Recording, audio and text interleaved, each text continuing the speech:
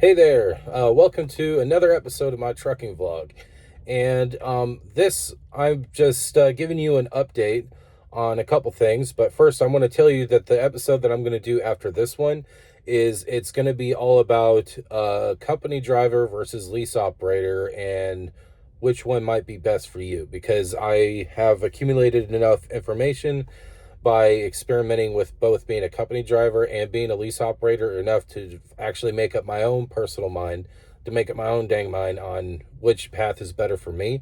And the information I'll give you in that next episode might help serve as sort of a tutorial for people just getting into the trucking industry and you're trying to figure out whether or not you want to be a company driver or a lease operator in the context of being a solo driver, solo over the road driver.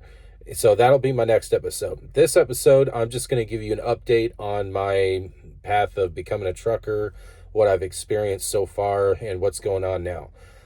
First update is that I don't work for Wilson Logistics anymore. I currently work for US Express. And I'm going to tell you a little story on how and why I left Wilson Logistics. And I guess you could say this is also a review on Wilson Logistics, on what it's like to work there. And then it's going to be a review on this episode's also kind of be a review on what it's like to work for US Express, because I'm actually getting ready to leave US Express to go to work for Bar None, which Bar None is the kind of company that's a once I'm settled into Bar None, I have no plans of working for any other trucking company for the rest of my trucking career, and I have good reasons for it. And I will. But that's Bar None turns out to be a good job. But let me tell you a little bit about my experience with Wilson Logistics. Around early of last year, sometime before July, I already spent several years being a driver for Dasher, and I've also drove a little bit for Uber, a little bit for Postmates. And I was a welder for 13 years, and I reached the top of my welding career as a welder, where I was fabricating the best mini hydraulic excavators and small track type tractors for Caterpillar. And it was over in Bogart, Georgia. People that work there also say it's in Athens, Georgia, but it's really on the border of Athens and Bogart.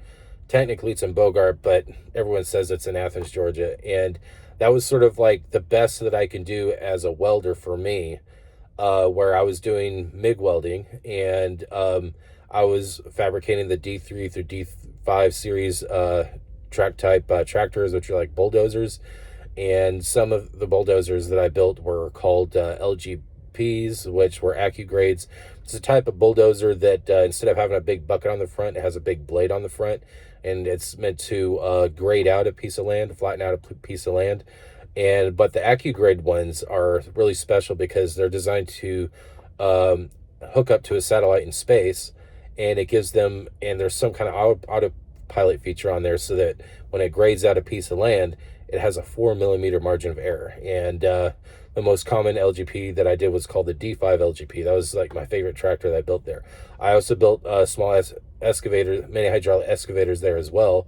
All the ones that are classified as mini hydraulic excavators. And the largest one is what a lot of normal people would consider a normal size excavator. And that was really cool. And my job title was robotic welder. And so I operated a 6-axis welding robot. And for a lot of people don't know, when it comes to welding and fabricating these heavy pieces of machinery, almost all the internal welds are done by hand.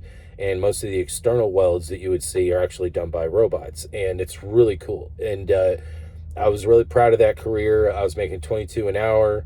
And it's like I couldn't afford to go to school. I went to a Job Corps to learn how to weld. And the training was so bad that I basically had to teach myself how to weld. And I literally just grabbed an old textbook that no one was using. I read it and then tested it out in the booth and did what's called burning and learning. And I did that for 11 months at a Great Onyx Job Corps. I wasn't in any legal trouble being a Job Corps. It's just that I was homeless and didn't have any options. And my family said, hey, you should check out Job Corps. So I did. And the training there was crappy, but I learned enough by teaching myself, because the teacher just sat on his butt in the office all day. And then he had a heart attack. And then his son took over, who wasn't even a welder, and so maybe he got the job by nepotism or something. But I basically had to teach myself how to weld, and I had a welding certificate, but it's not the type of welding certificate you would get through the American Welding Society. It was just a certificate that says, "Hey, I went to welding school," and I. My whole experience as a welder, most of the career sucked. Like had to be a welder for like 7 years before I was even good enough to get a job at Caterpillar, and it was a lot of fun because I enjoyed working with my hands. I enjoyed making stuff. It was great, but then the pandemic happened and it shut the factory down, and it sucked. So I ended up doing DoorDash, and I barely made any money at it. I made a lot of money at first because of the pandemic, but as the pandemic died down and the more corrupted DoorDash got and how they treat their dashers, the less money you made. And but I sort of discovered I enjoyed driving for a living. That eventually, long story short, that eventually led me to delivering for Amazon, driving an Amazon van. And then but when you're an Amazon van delivery driver, sometimes you'll have days where you're not assigned to a delivery van. You're assigned to those big box trucks that requires a DOT certification to be qualified to legally drive them. And so I'd be a helper on those days. But a lot of the drivers that were on those trucks were actually going through the process of getting a CDL so that they could one day be a professional trucker driving the tractor trailers.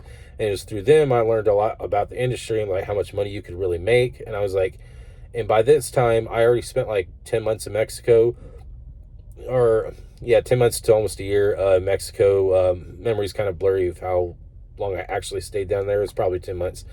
And I just kind of fell in love with Mexico, and I ended up coming back to the U.S. because I went to Mexico to volunteer for an aerospace project, and that aerospace project failed, so I came back to the U.S. But by the time I came back to the U.S., I fell in love with Mexico, its culture, the fact that they still have family values, which is something that America doesn't have anymore for the most part. And I was like, you know what, I want to immigrate to Mexico and live there permanently because there's good areas and bad areas like every country, though. But the United States is the lawless wasteland that it cracks Mexico up to be. Oh, yeah, they got cartels down there, but yeah, we got the Bloods, the Crips, the Lords, the GDs, all the mafias, big pharma, the military-industrial complex. America's way worse. I mean, there's bad areas in Mexico, but at least the bad areas in Mexico aren't covered in human feces and hypodermic needles. And but yeah, I just wanted to go back to Mexico and just live there. And so I was like, okay, I need to come up with a plan to save up a certain amount of money so that I can go back down to Mexico. And trucking seemed to be the only thing, because I didn't want to get back into welding, because the welding trade just sucks unless you're a TIG welder. And I purposely stay away from TIG welding because the safety equipment that you use to protect your eyes from the flash does not protect you as well as the safety equipment that protects you from the flash of stick welding and MIG welding or oxyfuel welding. And I'm not doing that to my eyes. It's not worth the money. And so that's what that ended up being my Achilles heel when it comes to the welding career. So I realized, you know what, I'll just get into trucking. So what I did is that I used the income I had as being an Amazon delivery driver and still a part-time DoorDasher. And I went ahead and got me a DOT physical done. I studied, got the test for a Class A CDL permit. And then I started looking for trucking companies that have the apprentice route on getting a CDL, where instead of going to trucking school, I would just go to a trucking company and earn a CDL through them, with the deal being that I got to work for them for 12 months. And if I leave before 12 months, then I got to pay them back. Which I was like, okay, fine, I'll do that. And so I went with Wilson Logistics because I did my research, and Wilson Logistics seems to have like the best safety rating I found in a trucking company, and they seem to have the most extensive training program where it's like you spend 2 weeks doing regional loads, team driving with a trainer, and then you do 25,000 miles team driving over the road with a trainer, and then you do 35,000 miles team driving with uh, another student. And then when you're done, that's when you can become a solo company driver, a solo lease operator, or a team company driver, or a team lease operator. And then you could begin the path where you work there X amount of time and you could become a trainer if you want.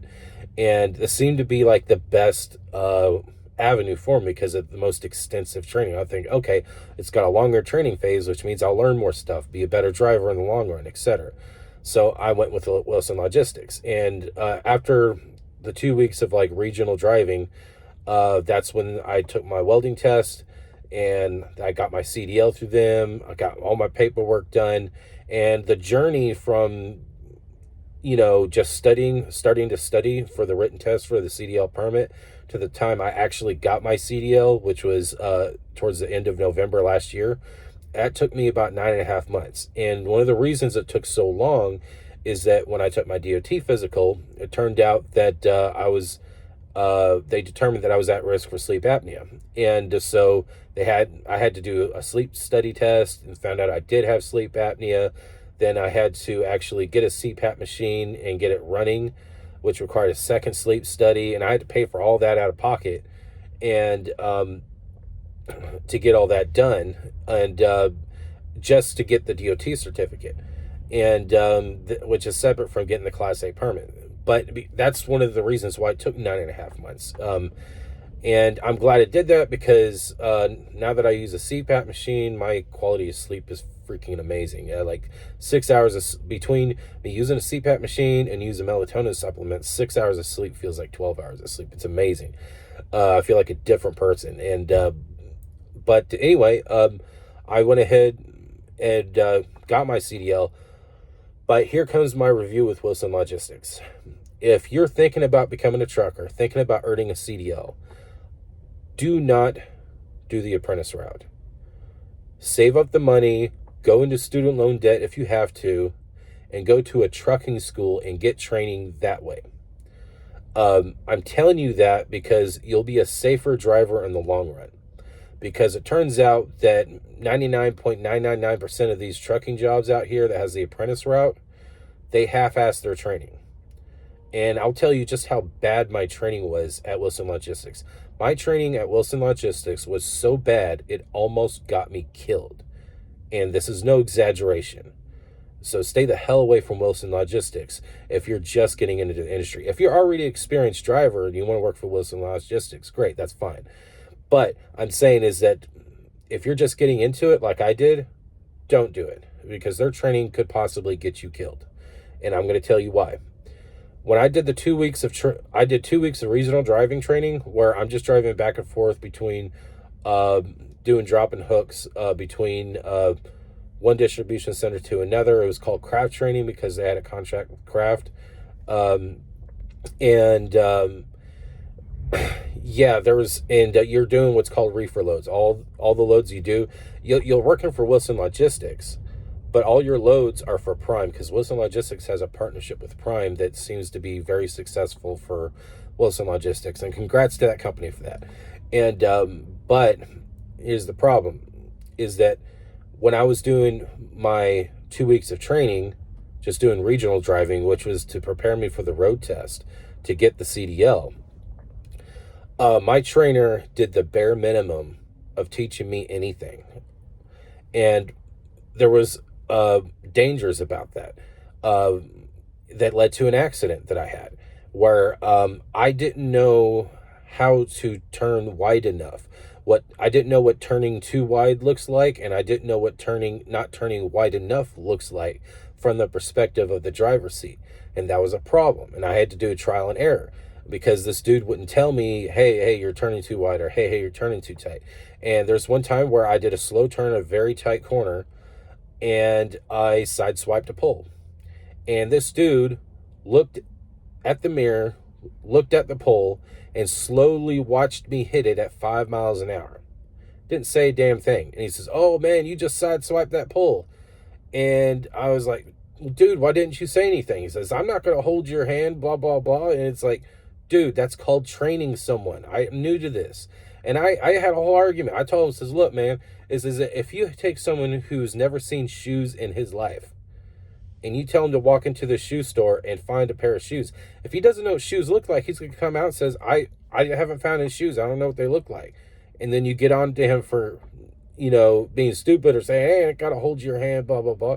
But that's how it is for a beginner driver, man. We don't know what turning too wide looks like or turning too tightly looks like, from the perspective of a driver's seat. That's the whole point of the training.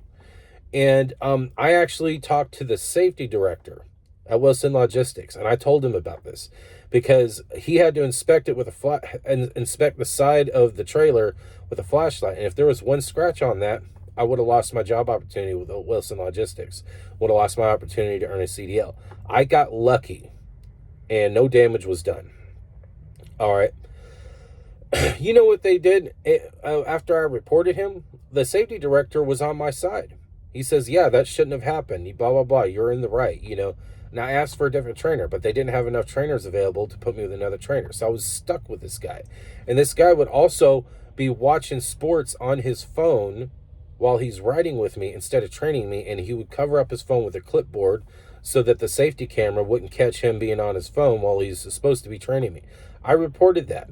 And many other student drivers had the exact same experience with other craft trainers. And you know what they did with this? Now, here's the thing. I did eventually pass a driving test and eventually got my CDL. But you know what happened like a month later? The safety director gave that guy a fucking award for his performance as a trainer and a driver, being such a safe guy. If that wasn't bad enough, this is the part where I started doing 25,000 miles team driving as over-the-road team driver with a trainer. Now, the trainer that I was with, he was a complete asshole. He was always cussing me out and yelling at me and everything, and even threatening to dump me on the side of the road every time I did something wrong. And the mistakes I made are the typical mistakes that a beginner driver makes. There's the whole point of having the training, And I didn't bother reporting this guy because I figured, you know what? I only got to put up with this asshole for 25,000 miles. I could ask for another trainer and they could provide me a different trainer. But I know several other students that I knew personally at the time who were having similar experiences with their trainers. And I knew one guy, he went through 4 different trainers over the same thing. And each new trainer he got was even worse. So I didn't bother to report this guy. I didn't bother to ask for a different trainer because I figured whoever I end up with next is probably going to be worse. So I decided to just put up with this asshole for 25,000 miles. That would be great. All right. And so I got through that 25,000 miles safely. But the first few months of it, it was right in the dead of winter. So I was mountain driving through the ice and the snow through mountains. And it's only because of what I studied in the CDL book that I didn't get myself killed. And yeah, so it is what it is. But that's not what almost got me killed. I'm going to get to that in a minute. So 25,000 miles is done. Fine. Now it's time to team drive with a student. I went through 3 different students because the training was so bad. Wilson Logistics, the first student I was with, I was only with him for like maybe a week or 2. And he turned too tightly at a Love's truck stop, and he basically crashed the back of his trailer into a parked bobtail, which is what we call a tractor without a trailer, and smashed up the whole corner of it while I was asleep in the sleeper berth. And so I had to deal with all that. Thankfully, this student driver didn't get fired. He was just what I call sentenced to 10,000 miles of extra team driving with a trainer again before he can go back to the learning phase of 35,000 miles with a student. I got in my second student, and he turns out I was only with him for a couple of weeks because he was waiting for another student he became friends with, and he wanted to team drive with him. He just wasn't available yet. This dude was a complete degenerate scumbag. I mean, he had teeth rotting out of his mouth. He was constantly bragging about all the drugs that he abused, like it was something to be proud of. All the alcohol abuse, it was something to be proud of. This, and here's the thing: when you're going through craft training, when you're going through craft training, the driving 2 weeks, you're actually in a day truck, so you're sleeping in a hotel whenever you're not driving, and you're not supposed to drink when you're at the hotel. It's a whole safety thing, and but this dude, he drank so much, he went bar hopping so much whenever he got off work from that part of the driving phase, that one time he actually passed out in the hallway, and two other students that he went bar hopping with, because apparently a lot of students go bar hopping during craft training, and they picked him up and they carried him to his bed in his hotel room, and he was so drunk that he fell off the bed in between the bed and the wall. So they had to pick him up again and put him there, and completely blackout drunk. And the only reason I know about this is because this dude was bragging about it the whole time I was team driving with him, like it was something to be proud of. Then he would brag about all the women he cheated on with and how times he got caught cheating, like it was something to be proud of. Here's the thing: I'm the kind of guy. It seems like the older I get, I'm 39. It seems like the older I get, the more old-fashioned I become. Like when I was 29 years old, I made the conscious decision to not sleep with a woman ever again unless we're married, because I represent the third generation in a row of kids grown up in broken homes in my family due to the culture of the United States turning its back on traditional family values. I also I don't abuse alcohol. I The only bad habit I have is I eat too much and I smoke cigarettes, and I'm wanting to quit smoking cigarettes, but I've quit like 100 times. But I'm trying to move forward in life, and the whole reason I'm going to Mexico is that trying to find a woman with traditional family values in the United States is possible, but it's like looking for a needle in a haystack, but women like that are in abundance in Mexico. I mean, there's over 100 million people who live in Mexico. Not everyone's the same, but for the most part, that culture has not turned its back on traditional family values. And this dude I was team driving with, this tooth-rotten, junkie, womanizing scumbag, he treated me like I'm an alien from outer space because I don't want to do all the degenerate, stupid stuff that he wants to do. And I'm not discriminating against this guy. I did the best I can to treat him like a human being, and but he was just treating me like I'm a complete idiot. All because I don't want to be stupid like him, and it's like, yeah, it was just rough. And I was thinking, well, I only got to put up with an asshole for 2 weeks, and then I'll get another student driver to drive with. So I put up with him, and there was a couple times I almost fought him because of just how rude and disrespectful he was to me, all because I wasn't just like him.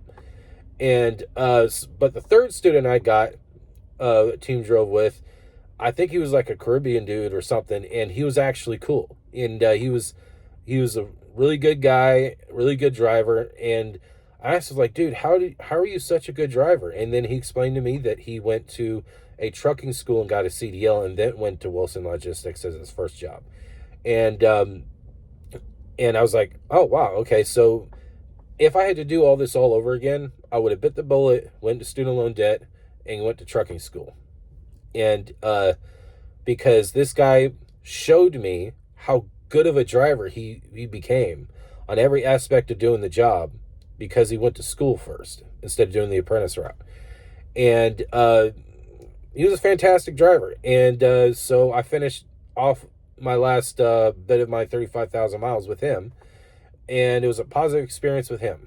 And but I will never do team driving again. It's a roommate situation, and roommate situations always suck. Even worse when you're in a small apartment on wheels, which is basically what a truck is with a sleeper cab. And yeah, here's the thing. After all that training, and I finally got to the point where I was a solo driver, I decided I still couldn't tell if I wanted to be a solo company driver or if I wanted to be a solo lease operator. So I was purposely a solo company driver for a month, and I learned that you make $600 to $700 a week after taxes. And as a company driver, you don't pay for fuel, you don't pay for maintenance or any of that. Um, and yeah, it sucked because just Prime takes horrible care of their trailers, and that's usually not a big deal with dry vans, but when it comes to reefer trailers, it's bad.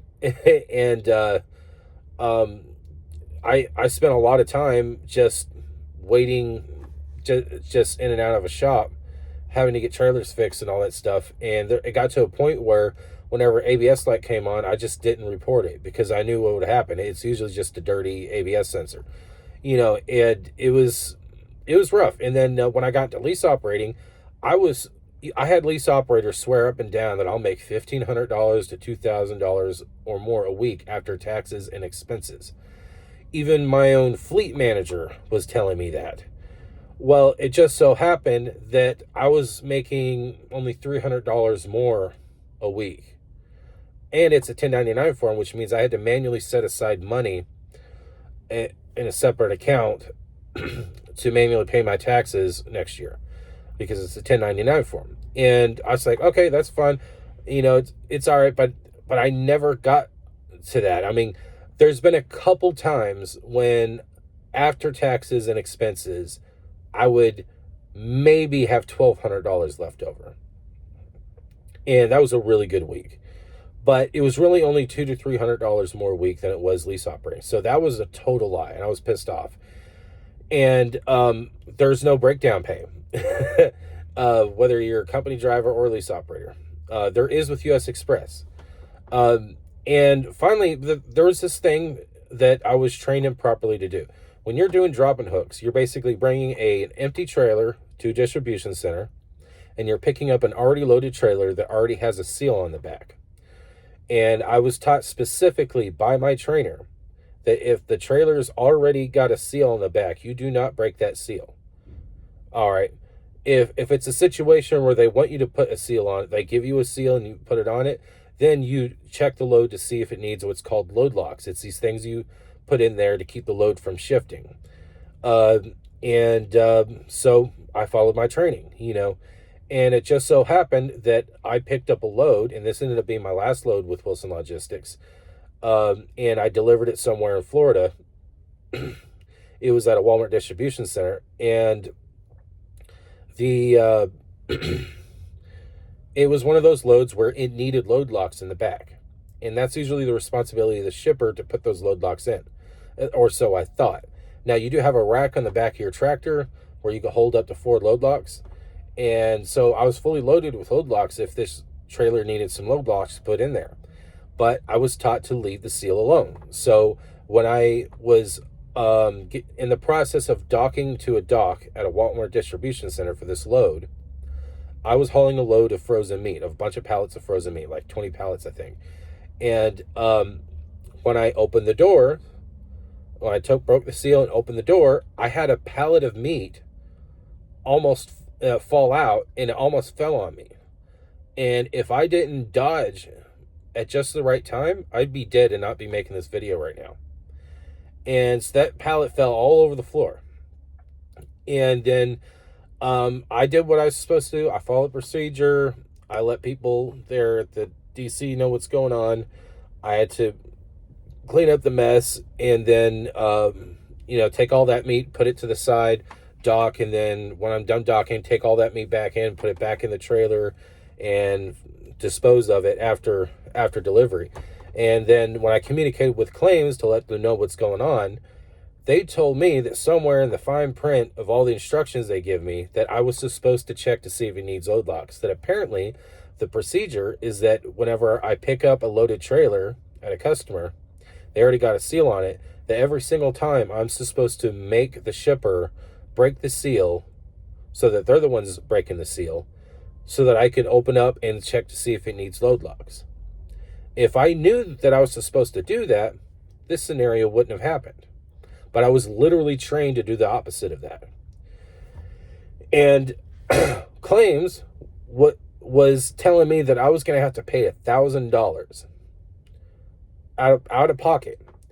And if this isn't bad enough, there's been a couple times where I had a negative paycheck. I had a negative paycheck of like $600 and something dollars one time, because I didn't have enough loads that with good enough payouts to cover all the expenses.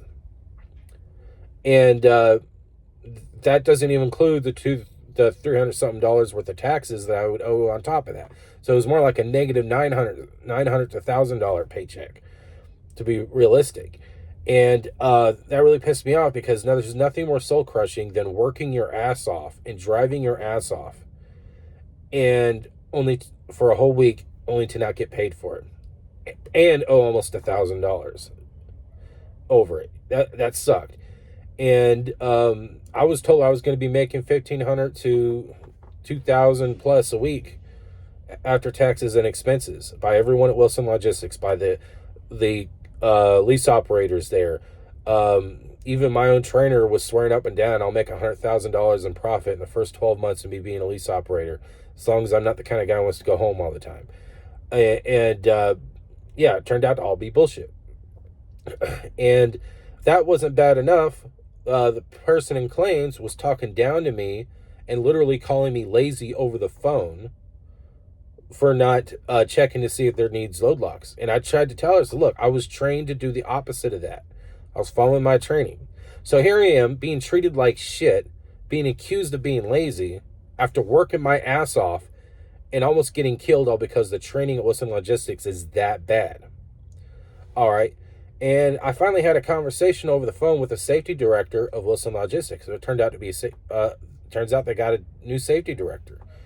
And by this time, I was so stressed out that after I finished that load, disposed of the meat that went bad, went to a trailer wash to get the trailer washed out, and then parked to do a 10-hour reset, I was like, you know what? As a lease operator with Wilson Logistics, I could take time off anytime I want. At this point, I have not taken time off at all, other than for Christmas last year.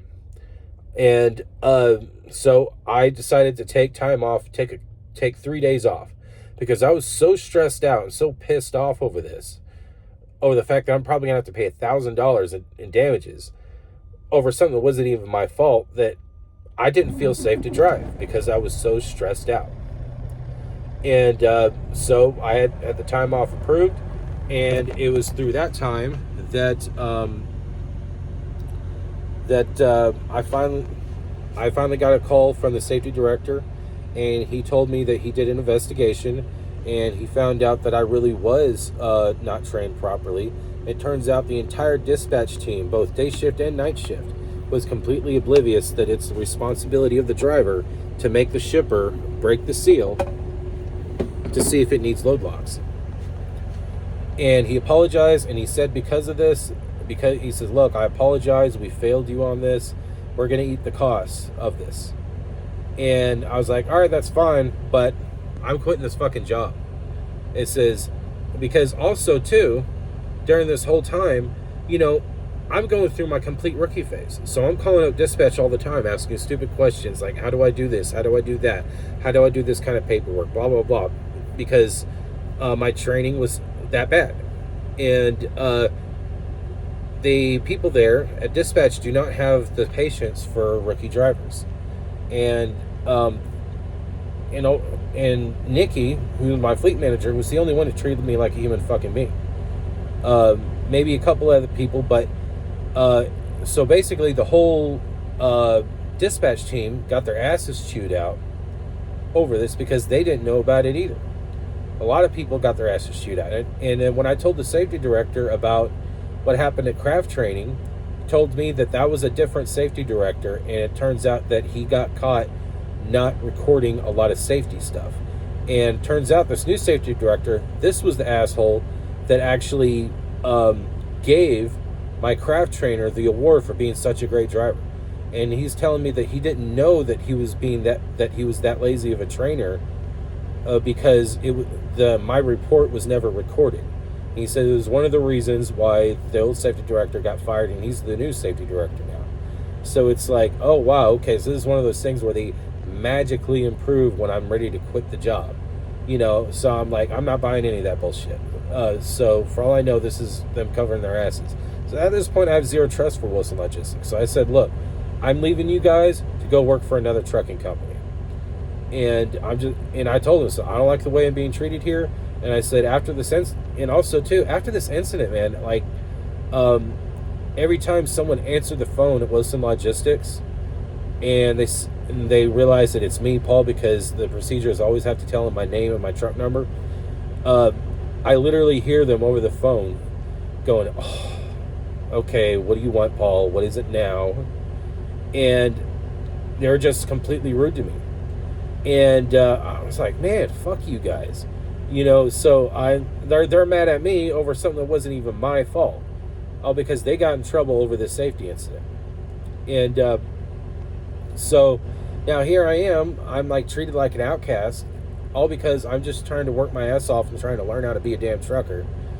And they want to be lazy in all their training, and then they want to treat me like shit, all because I don't end up being a good driver due to the bad training.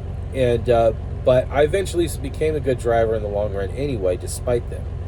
But yeah, it just felt like my welding experience all over again, where I basically got to teach myself stuff like, when it comes to backing into a dock or backing into a parking space, I had to teach myself how to do that because my trainer he barely gave me any training at all over that. And yeah, that's how it was. And so that's my review with Wilson Logistics. Fuck Wilson Logistics. You guys almost got me killed, and then you treated me like I'm a complete idiot because of it. So fuck you guys. And if that wasn't bad enough, this was the first time that I decided to go leave one trucking company to go work for another trucking company. So there was a lot of rookie mistakes that I made in that process. And one of the mistakes was in the form of, around this time, the last dude that I team drove with turned out to be a pretty cool guy. He went to go work for a Russian company, and he was showing me his pay stubs. He was making $2,000 a week, and which is more like $700 a week after taxes. And I was like, good grief, $1,700 a week consistently? Because he says he's a company driver. I was like, oh, wow, that's fantastic. And he says he's making 62 cents an hour, which is great compared to the 50 cents an hour I would make with Wilson Logistics, because I wanted to go back to being a company driver at this point.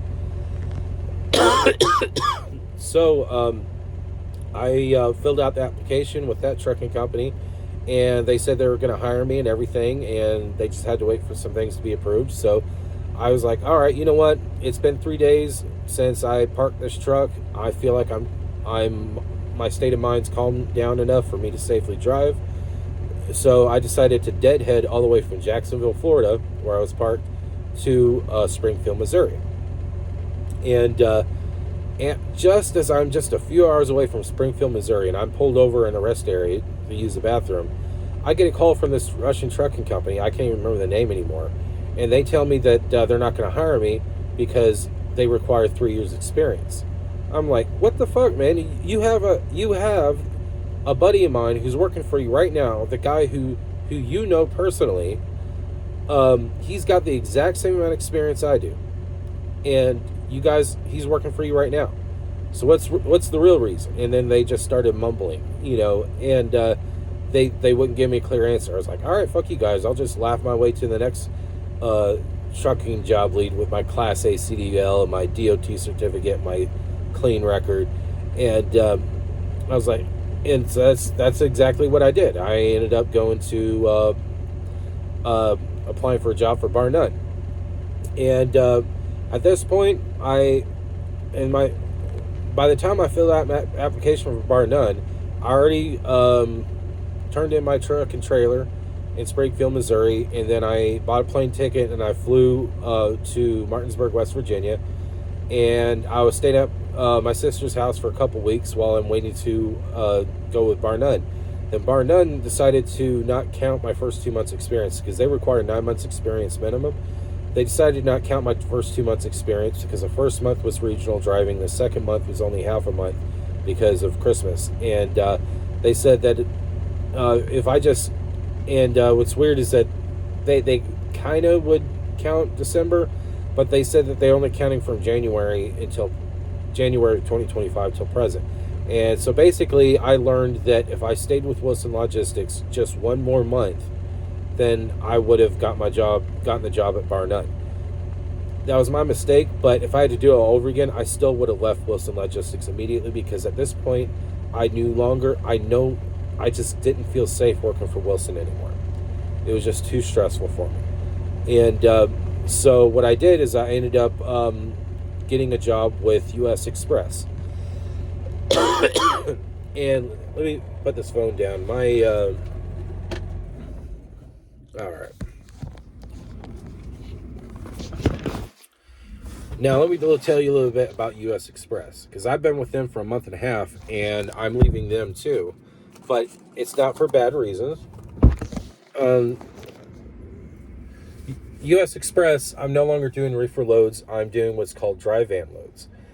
And it is super easy compared to reefer loads. I'll never go back to doing a reefer trucking job ever again. It is so easy. I don't use load locks. I use straps, which are a lot easier to use. They're a lot easier to store. And this has been a very safe trucking job experience. And I'm being paid 57 cents a mile. Once I get to 12 months experience, they'll bump me up to 60 cents a mile. And let me tell you what my pay is. I am a solo company driver, which means I'm not paying for fuel, I'm not paying for maintenance. They did give me the oldest, crappiest truck in the fleet, but that's because I'm a new guy. And once it hits to 390,000 miles on the odometer, then they're going to give me a new truck. And so I've been in and out of the shop a lot as a result of it. But they have this thing called breakdown pay. If you're broke down and you're having to wait for like a day, 24 hours or more, you get breakdown pay. So I didn't lose any money for all the times I had to bring the truck in for maintenance. And it was just typical wear and tear stuff. And I tell you what, though, the staff here, they treat me like gold. They treat me like a human fucking being. And the fleet manager here is just as nice to me as the fleet manager I had with Wilson, which was like the only staff member there at Wilson that treated me like a human being. Shout out to Nikki, my old fleet manager. You're awesome. Thank you for your patience with me. But yeah, at this point, my skill level, I kind of know what I'm doing.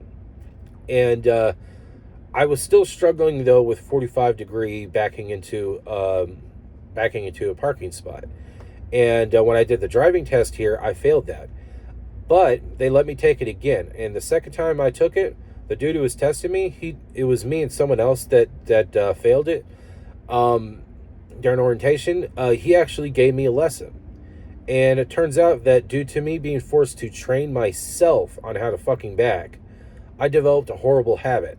Turns out that when you're backing a trailer and doing like a 45 or 90-degree backing, you're supposed to pay attention to where your tandem tires, your trailer tires are oriented, not the back of the trailer. I didn't know that because no one taught me any better.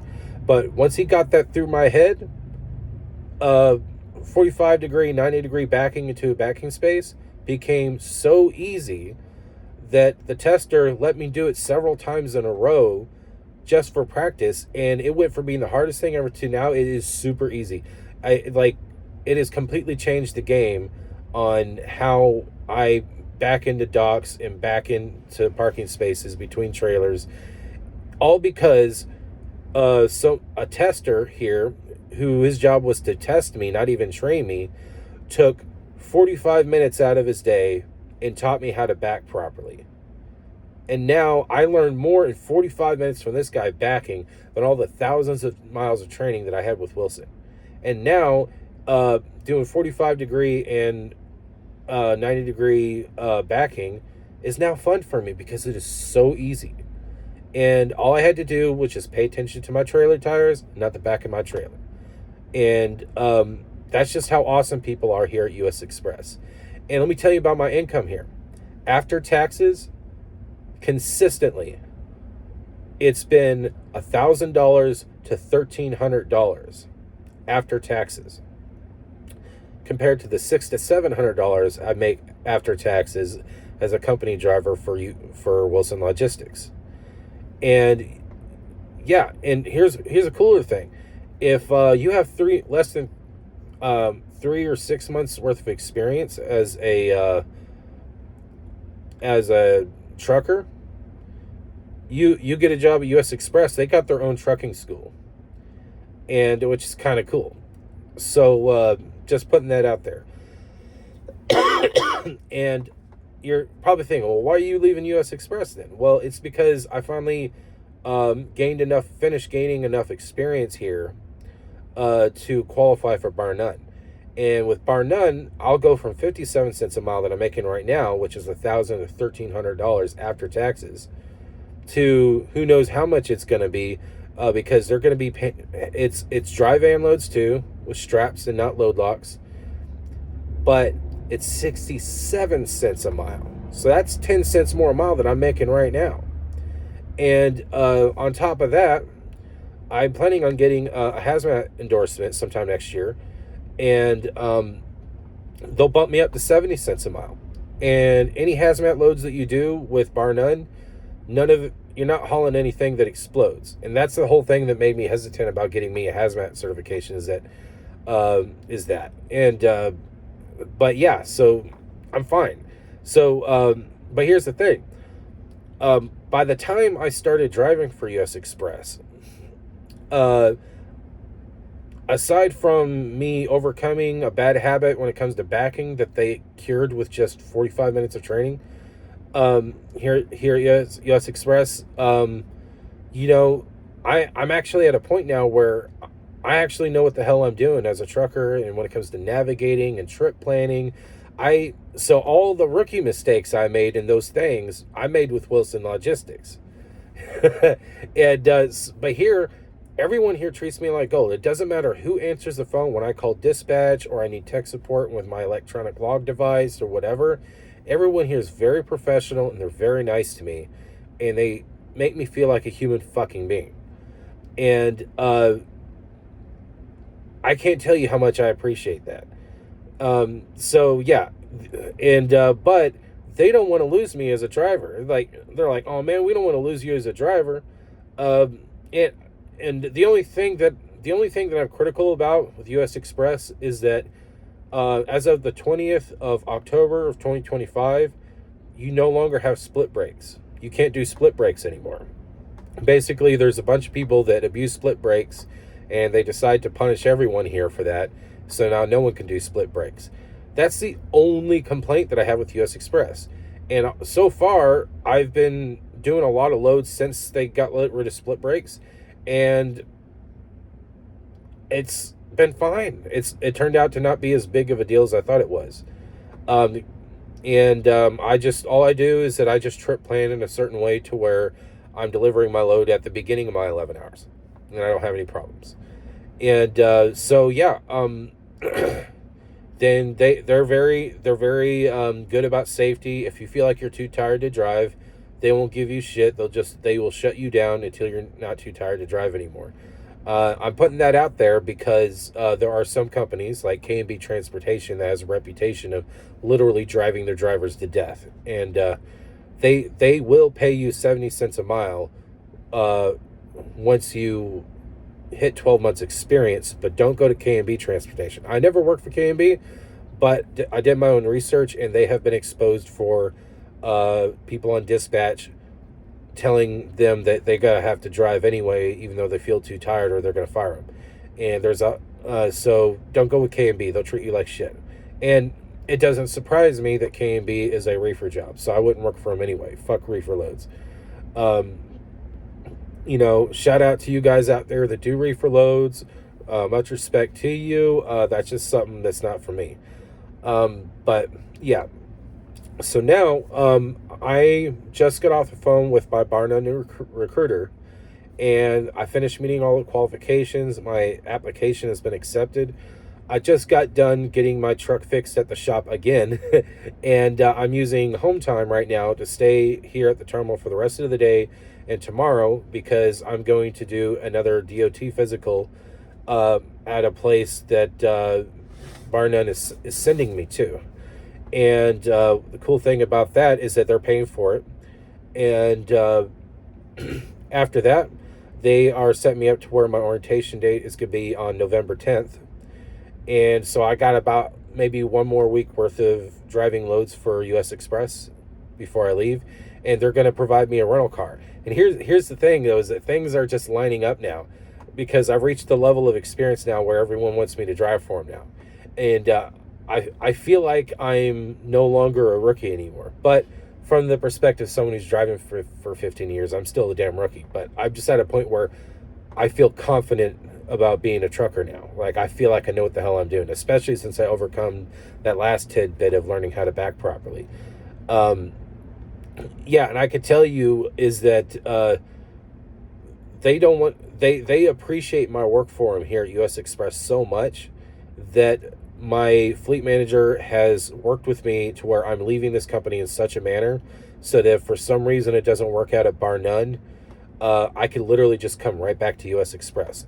So worst case scenario, I'd be stuck with a job making $1,000 to $1,300 a week after taxes, and I'm not in debt, and I'm not married, don't have no kids, so I'm racking up savings. So yeah, so either way, I got it made.